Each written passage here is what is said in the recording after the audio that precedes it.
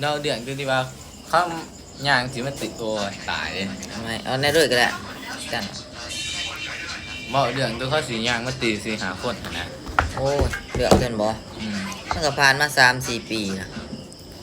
เรื่องที่ตกใจแห่งทุกคนนี่แบบว่าเฮาไปบุญเนาะบุญก็ไปกัน2คนนี่ล่ะ2-3คนกับหมู่ในเสี่ยวผู้หนึงเนาะ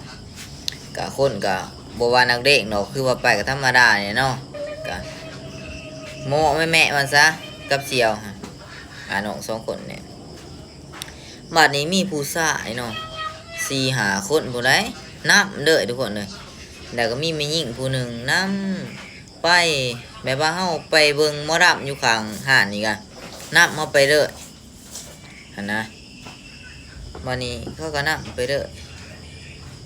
จากบ่ว่าเขานับไปหอดใส่ เขานำไปหอใจ วันนี้นะไปเนาะไปวันนี้เด้อกับพากันว่าโอ้เนาะคน3คนเนาะหมู่ผู้หนึงก็เสียวสิหาแขวงกันนี่แหละก็ไปได้เว้ยโอ้ออกแผนว่ะตรงไปพุ่นนะไปทางทุ่งนาพุ่นไปทางนอกพุ่นมึงมันสิไปนำอยู่บ่ว่าซั่นมันก็ผู้ชาย4-5คนเนาะพากันย่านได้เว้ยเฮา3คนเนาะแม่หญิงผู้หนึง จะได้ไปเท วันนี้ออกไปทุ่งนามันก็นำไปวันนี้ นำไปกับญาติเขาดุมตีดุมหยังเนาะแนวคนมีแต่คนญาติเนาะไปนำกันมันก็ลบคำว่าวัดอีกลบคำว่าวัดไปเบิ่งหมอลำอยู่ข้างห้านเขาก็นำไปอีกนำเด้อ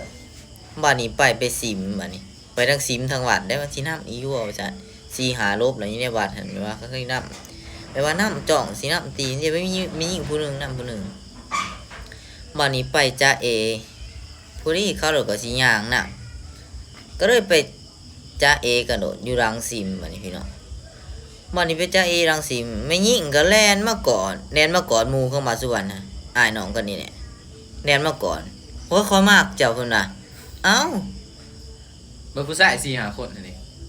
ฟาดว่ามีแต่กระเทอไอ้เบิร์ด โอ้ยตาย โอ้ยโดดเกลือพี่น้องเอ้ยมันไม่ค่อยสิขาสิแกล้งสุดท้ายแม่นหมู่เพิ่นกรีดกันสนั่นบัดนี้โอ้ยผู้นี้กรีดกันออกอ้ายว่าซั่น หัว